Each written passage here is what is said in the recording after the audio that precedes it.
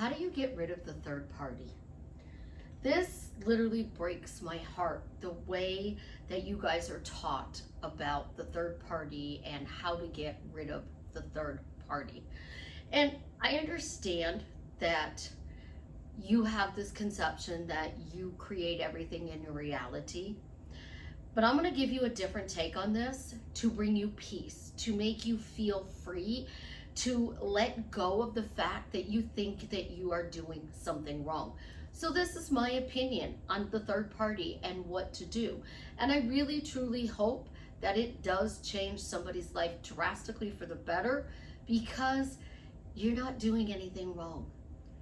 This is Susie, your beautiful Millionaire Swan Queen. Welcome back to the garden of my beautiful duckling. Thank you for subscribing, smashing the like button, sharing my video. I love you forever. I am the best life coach with a 99.6% success rate in getting people back together with the love of their life. If you'd be interested in working with me one-on-one, joining my paid Facebook group, Upscaling Your Money with Delivery Dawn, please check out the links in the description below.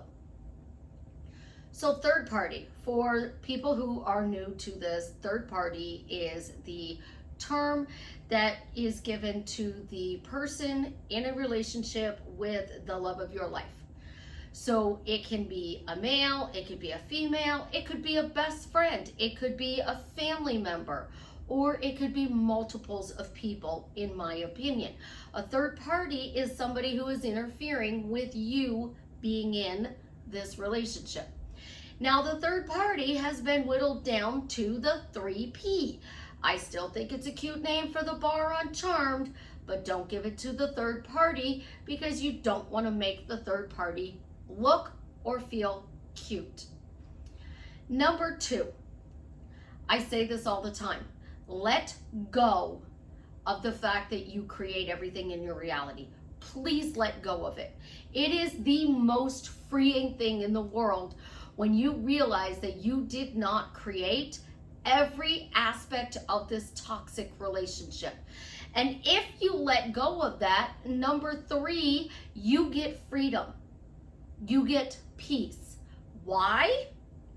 Simply because if you didn't create them being toxic, you aren't feeling guilty. You're not beating yourself up. You're not thinking you did anything wrong. So first, the third party is somebody interfering with your relationship. Second, it's not your fault. And third, you didn't create it. You didn't create it. All right? Prostitution is the oldest profession in the world. It has been there since the beginning of time. And third parties were created in the Garden of Eden in the Bible. God made Adam. He made Lilith. Adam told God, I don't like Lilith. She's too independent. He used different words, but we're putting it in modern English. So he asked God to remove her from the Garden of Eden, and he did. Well, then Adam got bored, and he told God, I'm bored, I need a woman. So he created Eve. So you had the ultimate third party situation. Adam got bored with his first wife, and then he had God create his second wife. So third parties have been around since the beginning of time. Don't you think in the back of his head, Adam was going, oh, I wish Lilith was like this. I wish Lilith was like that. I really hate when Lilith does this. We all have things that we love about our person, and then we have things that we hate about our person. We hate when they ignore us or ghosting. Susie still thinks they died, but you guys think that they are ignoring you, and you gave them another cute little word. Casper the Friendly Ghost gives you more attention than your specific person because of the 3P. Well, you need to stop, because I know that you guys are taught that it's your thinking. You need to clean up your mental diet. You created this. You can uncreate it and change your self-concept. Find self-love. So if you get self-love and self-concept, this person would not have been able to do this to you. They wouldn't have been able to do this to you. because you had self-concept and self-love. Your standards are up here. Their bullshit standards would not be able to affect your standards. Well, that's not true, because we hear stories all the time about this woman who walks around and tells everybody, my husband is faithful, my husband is faithful, and yet everyone knows he's running around behind her back except her. Is she living in a delusional world, or are they living in a delusional world? Because that's what manifesting has become. Which world is delusional? So now let's throw in some realities here. You're in the reality where you are happily married to your specific person, and in this reality, your specific person is talking to other women behind your back and they're cheating on you. So you're in both realities because you're still in this relationship over here. So you got to bridge to get to this reality so they stop doing the things that you don't like, which is Jared, the character you don't like, the way your SP is showing up right now, and you want him to turn into this incredibly beautiful Jason. And you want Jared, the old story, to be Jason, the new story. Separate names, just as a reminder, so I'm not doing Jared 2.0 and confusing you. So Jared is loving, he's incredible, he's amazing, but he cheats on you. He is friends with benefits. He is playing the field. He is just, a hookup. Whatever this story is right here, you are in a loop, all right? And a loop is like a ring. You have multiple facets of a ring, but everybody loves the wedding band because it is a perfect circle, has no beginning and no ending. But in that beginning and no ending circle, you have negative thoughts, positive thoughts, you have highs, and you have lows. So Jason's the new story. He is the positive thought. Jared is the old story. He's the negative thought. Not my problem is the lull, and up here is the high. So you're in this negative loop over here. And just because you have this perfect circle doesn't mean you're seeing everything. So you're stuck in this loop of they're doing something you don't like. Well, this loop just keeps circling around, and it keeps circling around. Notice how fast it's going. But when it gets over here, it gets really, really, really slow because you're in this negative loop. And now it's coming really, really, really slow, and you're down into the low point. You're stuck. And you're stuck between this negative and this low point. And every time you think you get up here, you come to a positive. So now you're in this positive section.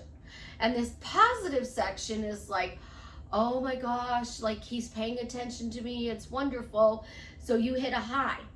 And then all of a sudden his phone dings, bam, right back into the negative section and down to the low. So you're constantly running through this.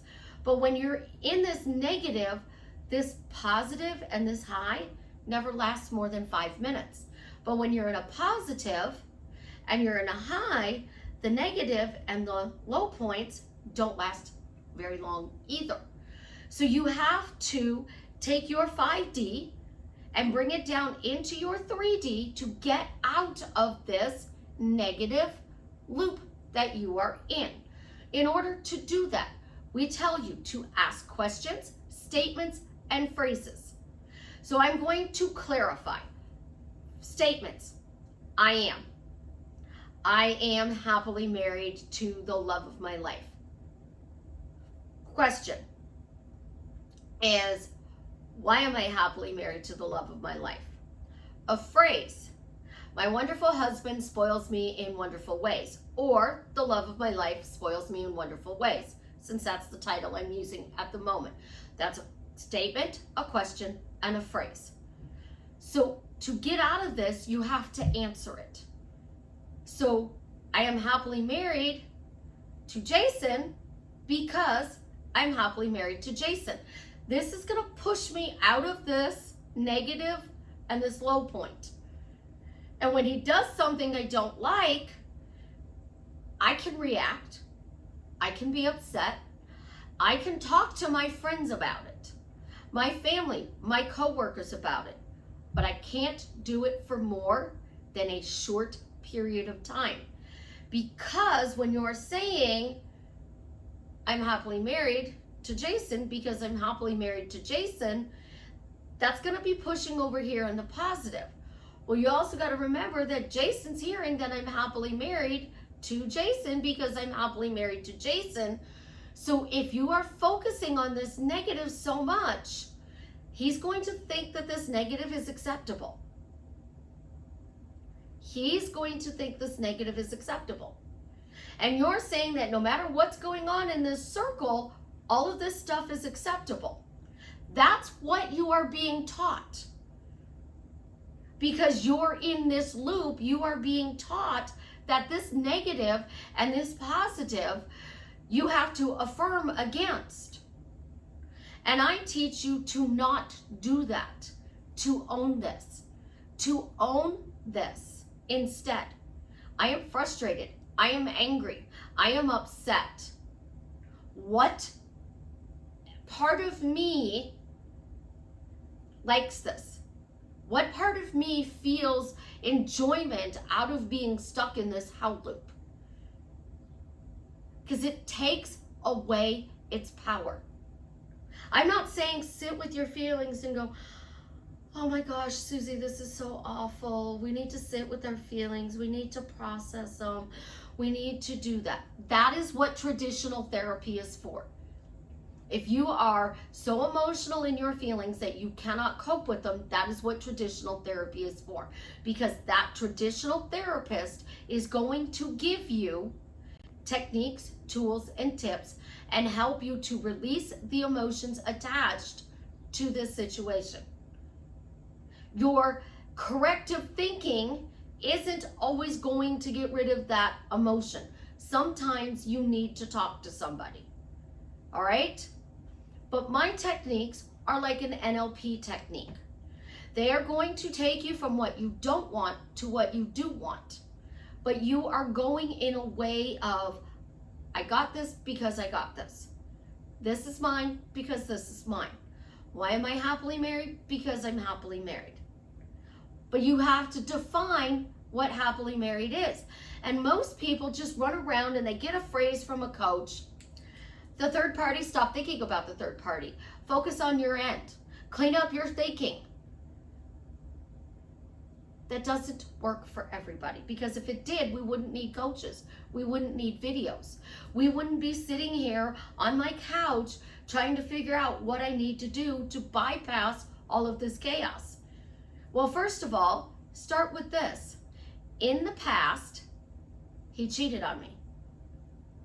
But now, in the present, he's faithful. He's faithful because he's faithful. I can trust him because I can trust him. He tells me everything because he tells me everything. He's honest because he's honest. I'm not changing Jared. And that's what most people are being taught, that you need to change Jared. No, you need to change the way you see Jared so he can become Jason.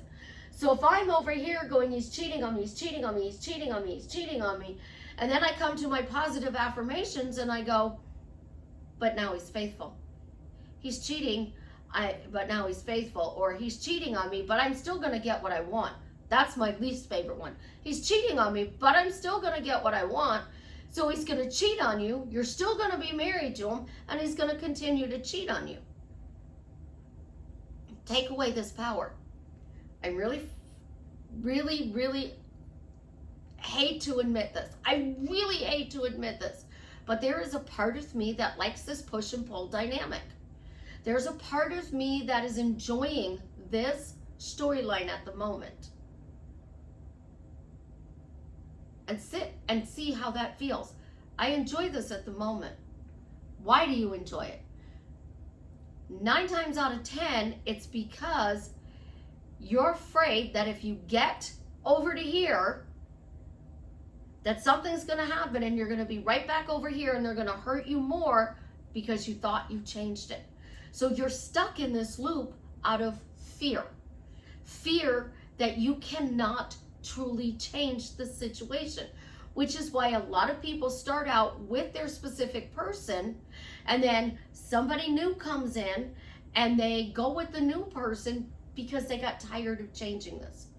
Because it was a constant battle, especially when you're in a toxic relationship.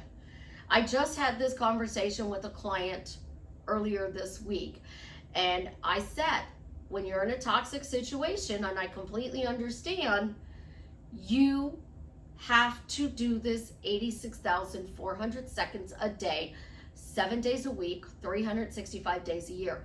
Because if you stop, this beautiful Jason you created, bam, goes right back to Jared. One little thing and you're like, oh my God, he's back. Dr. Jekyll and Mr. Hyde. Now, no pun intended, but there is a full pun intended, because my ex was Mr. Hyde and Dr. Jekyll. And Mr. Hyde, we loved. He was great. He was wonderful. But when he was Dr. Jekyll, you literally wanted to pull your hair out.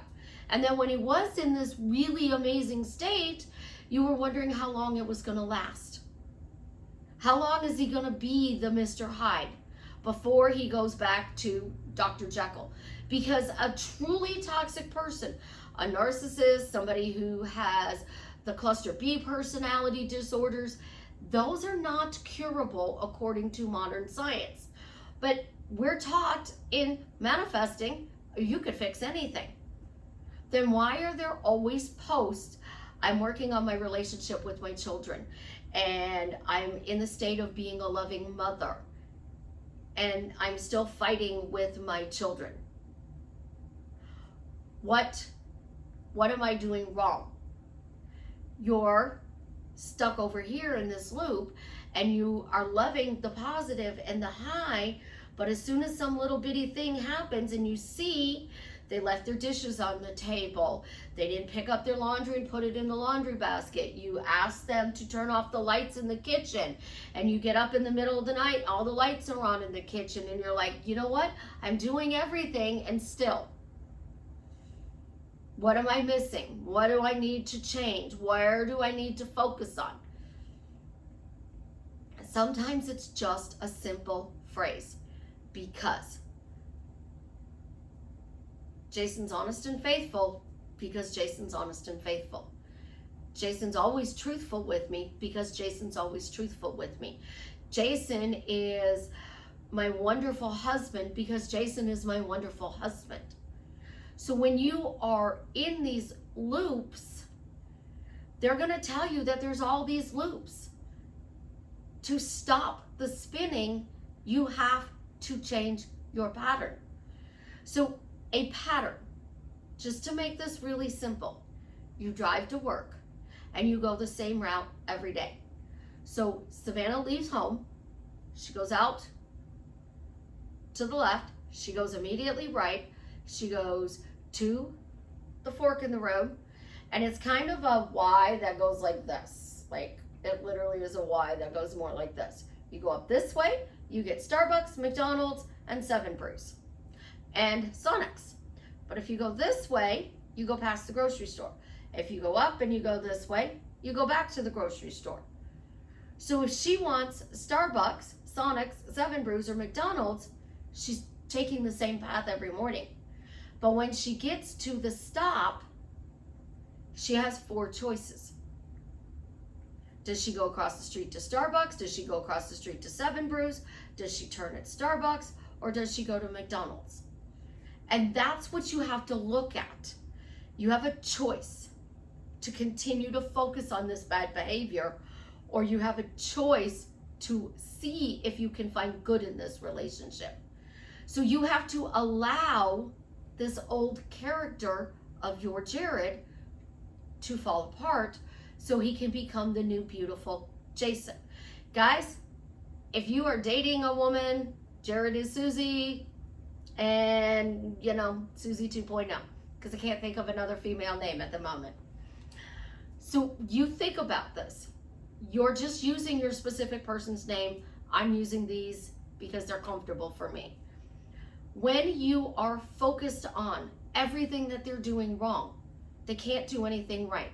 And think about this phrase, I hate him. So every time you say that phrase to your specific person, to your friend, to your coworker, to your family, to your best friend, what are you saying? I hate you. I hate you. So I hate him. I just hate him. They're going to act out more because you are saying I hate them. But you really don't feel loving towards this person. You feel loving towards this character you're trying to create. And this is where I say you don't create everything. Because unless you gave birth to this person, unless you physically raised this person, you are not responsible for every action they do. So they grew up and their father cheated on their mother and it was okay. Their uncle cheated on their aunt and it was okay. Their grandfather cheated on their grandmother and it was okay. It was just a thing that the men did in the house. They cheated on the women they were married to. Every couple he knew, the husband cheated. He's going to think that's okay because that was the way he was raised. So you come in here and you're like, that's disrespectful. That's mean. But he never heard the mothers, the aunts, or the grandmothers complaining. He never heard them say a bad thing. In fact, he might have heard this phrase. Well, you know, sometimes they just need a different flavor of ice cream. Apparently, I've gotten a little vanilla lately. So he's thinking, oh, well, I needed a little spice in my life, so I get to go have a fling, and I'm still going to have my happy marriage. Because that could be his thought pattern. And the fact that you keep saying, no matter what, I still get my relationship. So he's cheating on me, but I still get my relationship. You're telling him that this is okay. And this is why I say you have to be specific. You have to be specific.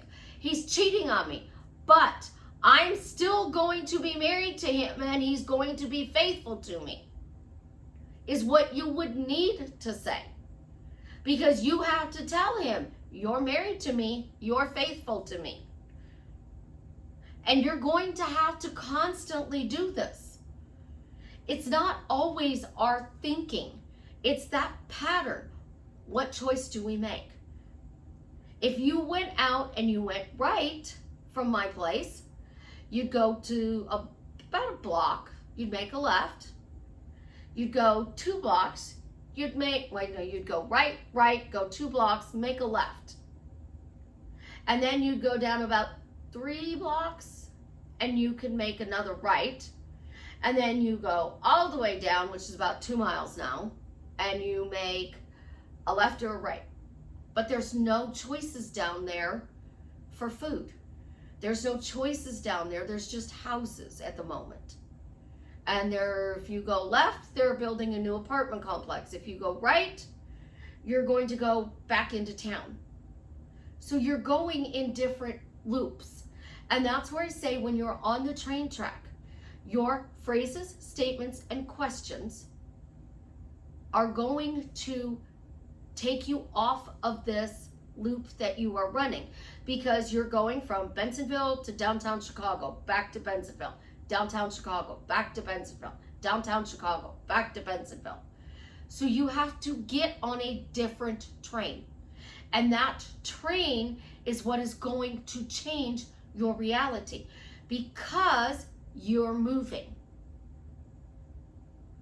You're moving from downtown Chicago to Hyde Park.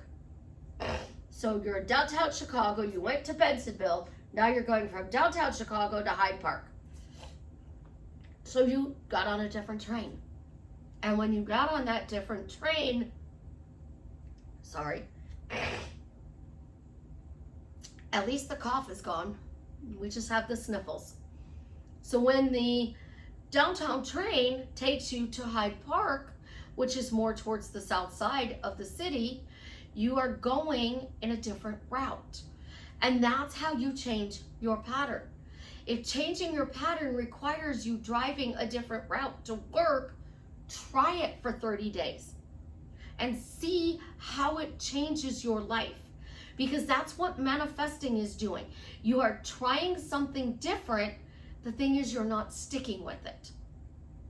You're jumping from phrases to phrases, coaches to coaches, affirmations to affirmations, affirmations, affirmations, and they're not even giving you the proper title or the way the technique is used.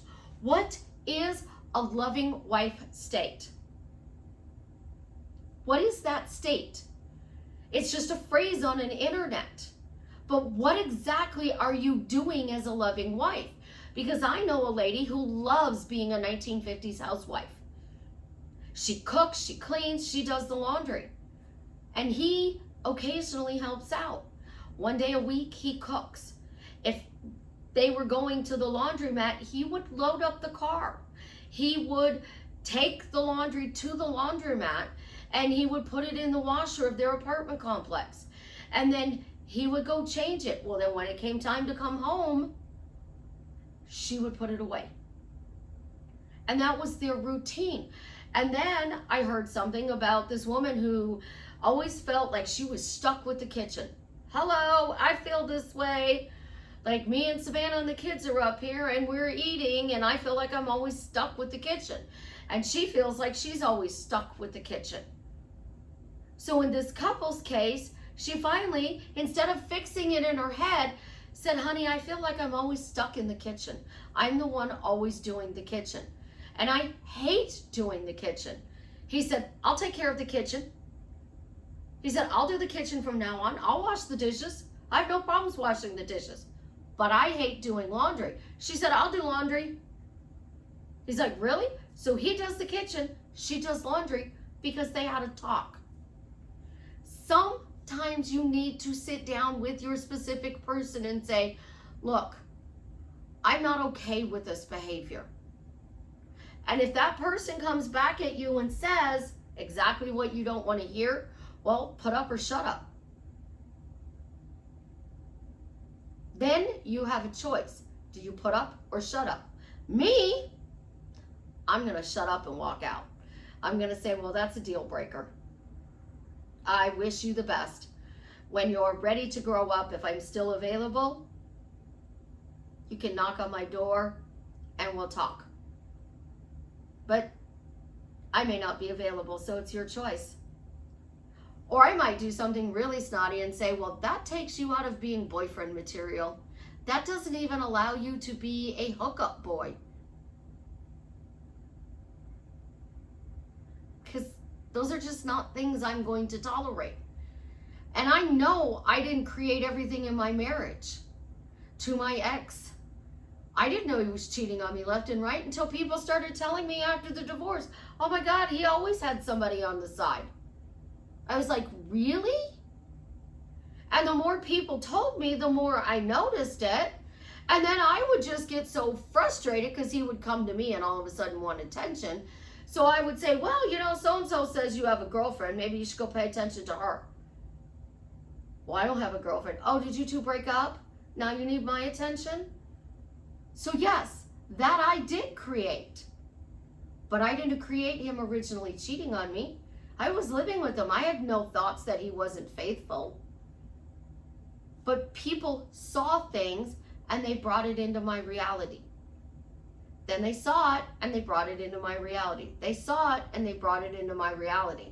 I wasn't actively searching for it, which is why we tell you guys to stay off of their social media, because you see a picture of them in the third party and all of a sudden you're down here negative and in the low point. But that wasn't a third party. That was just somebody they went to school with that they happened to get a picture taken of. I actually had that with a client. That wasn't a third party. That was a cousin that you'd never met. That wasn't a third party. That was a new stepsister. That wasn't a new third party. That was the guy their dad was dating, the woman their dad was dating.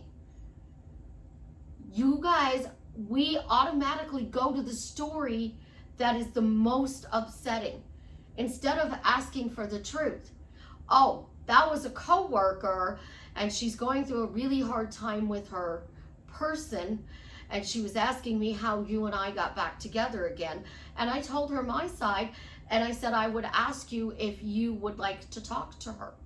But you're already in your head, he's cheating. Because, oh, the phone, it went off. Because, like, it went off and, oh my gosh, don't look. It went off again, don't look. I have a lock on my phone. And really, nobody has the password to my phone. Why? Because clients message me. My clients are very private. They don't like when I share their success stories because they're afraid it might identify them. So I don't do all these little screenshots and throw it unless I have permission. Because a lot of people don't buy into the concept that we are manifesting or creating our reality 86,400 seconds a day. But here's the bigger thing. And this is what really gets me. This is your subconscious programming running, and you have to reprogram your subconscious. The only way you can reprogram your subconscious is by changing the pattern of your words. And it really is that simple. You change the pattern of your words. Your imaginal scene, describe it to me. You need words. Your thinking, tell me what you're thinking. You need words. Speak it. You need words. And if you don't speak and you are deaf, I'm not disrespecting you, you would still sign to me. That's hi. This is how I show love. You would still sign with words, or you would type with words. So words is the foundation of everything. It is the foundation. Your words are creating a story. Your words are describing a painting. And until you change your words, you're not going to change your life. You cannot walk around and say, he goes everywhere else. I asked him if we could go for a walk, and he said he was busy because he had to go here. He was busy, he has to do that. He's got to go this, he's got to do that. I got to be at work. I got to go see my mom. I got to go do that. Those aren't negative words. They're true, but they're not negative. So what happens is you are focusing on they're disappearing, they're ignoring you, they're ghosting you. And you're down here in this negative lull because your words are keeping you. So you have to change your words. You have to change the way you envision your scene. Because dancing on the dock, having dinner on the balcony overlooking the Eiffel Tower as the sunset isn't going to guarantee you a relationship. And for the people who do self-love and get their relationship, it's because they're saying, I changed my self-love and my self-concept, and because I did, I got my specific person. So they're saying, I love myself, and because I love myself, my SP showed up. You don't even have to do self-concept work. You could literally do that phrase. Because I love myself, and because I love myself, my SP showed up. And when my SP showed up, he showed up as the amazing person I chose him to be because I love myself.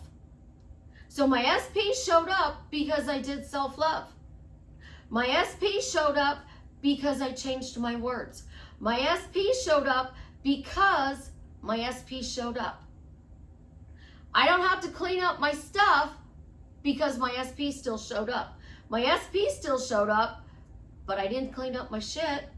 They still love me because they still love me. You are changing you and the way you see the reality. And this third party, it's your fault, you created it, is crap.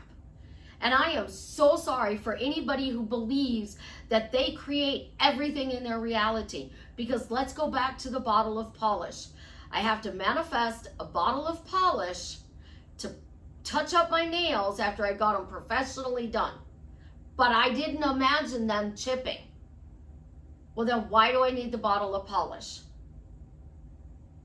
You're focusing on the wrong thing. Instead of focusing that they stay on. Now, Still have press-on nails, feeling a lot better, hoping next week to get in and get my nails done. My toes are in desperate need.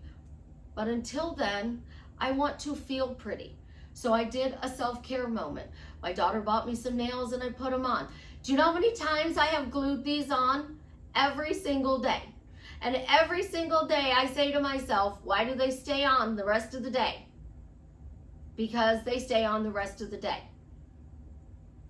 The wrong words. Why do they stay on until I choose to take them off? Because they stay on until I choose to take them off. So this morning, I glued this one back on.